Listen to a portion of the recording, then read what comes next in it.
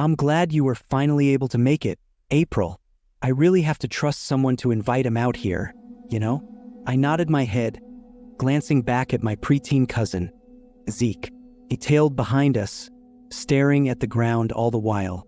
First up, we have the chickens, Aunt May proclaimed, extending her hand toward a fenced-in chicken coop. All the color drained from my face, and I stifled the scream bubbling in my throat. 3 emaciated children trudged around the coop on their knees. Feathers had been glued all over their bodies. They pecked at feed scattered on the ground with muzzles that had been fashioned in the shape of beaks. A little girl glanced up at me, tears welling in her sunken, blue eyes. My heart absolutely shattered for her. A whirlwind of emotions flooded through me. Anger, confusion, fear.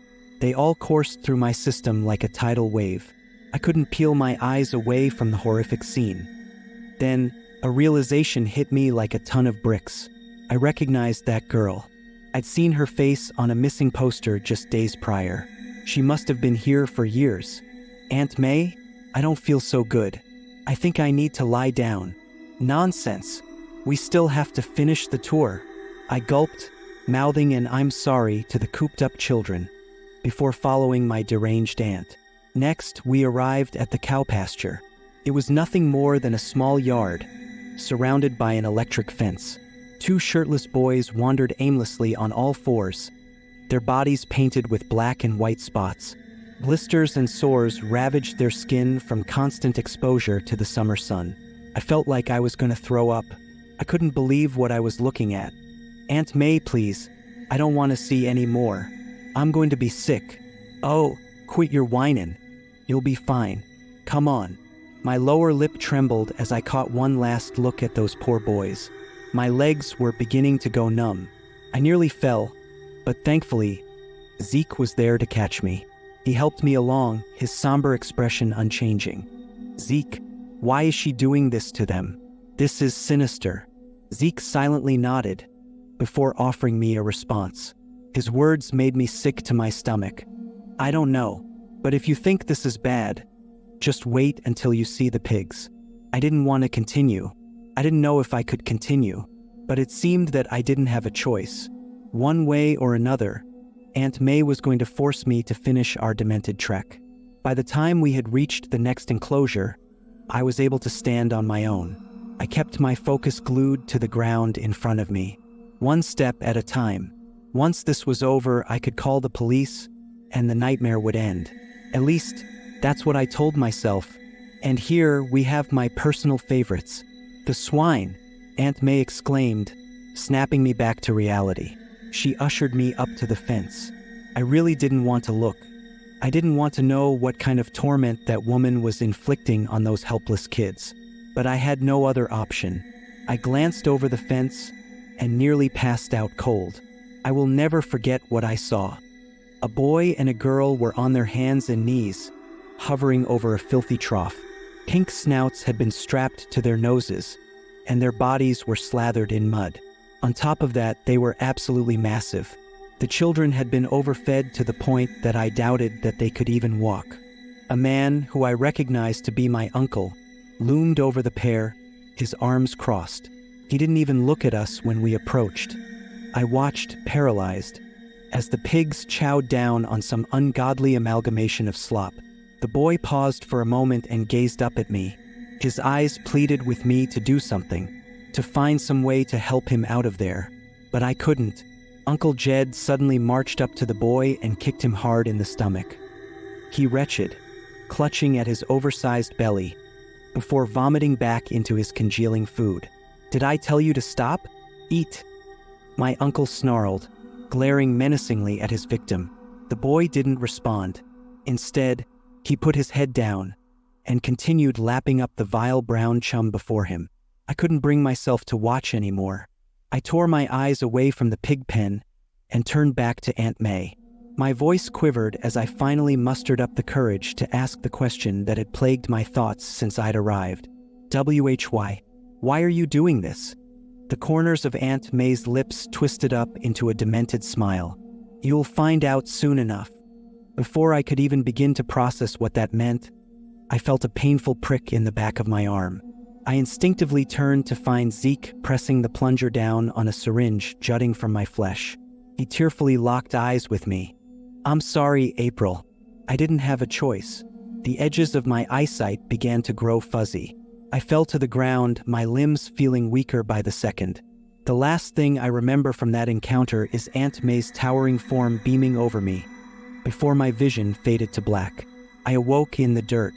I was still groggy from whatever Zeke had jabbed me with, but I tried my best to get my bearings. Once I realized where I was, I began to hyperventilate. I frantically felt around my body. My heart sank when I glanced down. My mouth had been muzzled, and floppy ears protruded from my head. A metal shackle around my neck acted as a collar, and a rusty chain anchored me to the ground. My eyes grew wide as I shook my head in disbelief. I was sitting beside a small doghouse, one with the name April imprinted on a tarnished placard above the entrance. "May, she's awake," Uncle Jeb shouted, ducking back inside the house. I hadn't even noticed him standing there. My heart thundered in my chest as Aunt May's booming footsteps drew nearer. After what felt like an eternity, she was standing over me once again. "April." I didn't react, defiantly staring into the dirt. "April." I still didn't budge. White-hot pain suddenly seared through my cheek. I fell flat on my behind, finally glowering up at my aunt. "You look at me when I speak to you, damn it.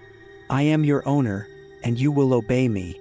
That word sent my head into a frenzy. Owner? No, I couldn't accept that. I rose to my feet. The muzzle made speaking more difficult, but that wasn't going to stop me. "Listen here, you psycho bitch. I am not your plaything for you to dash smack." Aunt May knocked me back to the ground with a closed fist to the jaw. Tears welled in my eyes.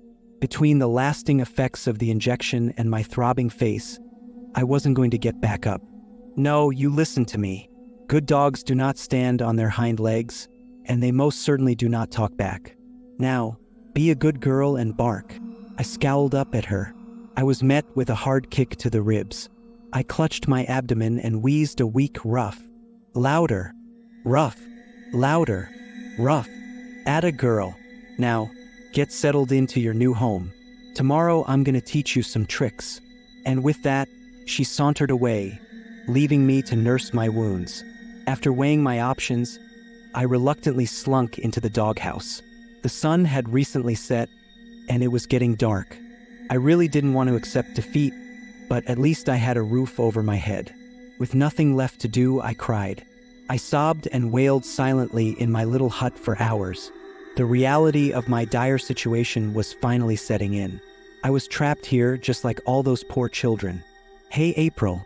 The sound of Zeke's voice snapped me from my sorrow. I cowered in the corner, apprehensively meeting his gaze. "Don't worry, I ain't here to hurt you. I came to bring you this," he said, offering me a cell phone. "My cell phone. Ma don't know I took this. We got shit service out here, but I thought maybe you could find a way to get help. We don't got any other phones." I scampered over to him, greedily snatching the device.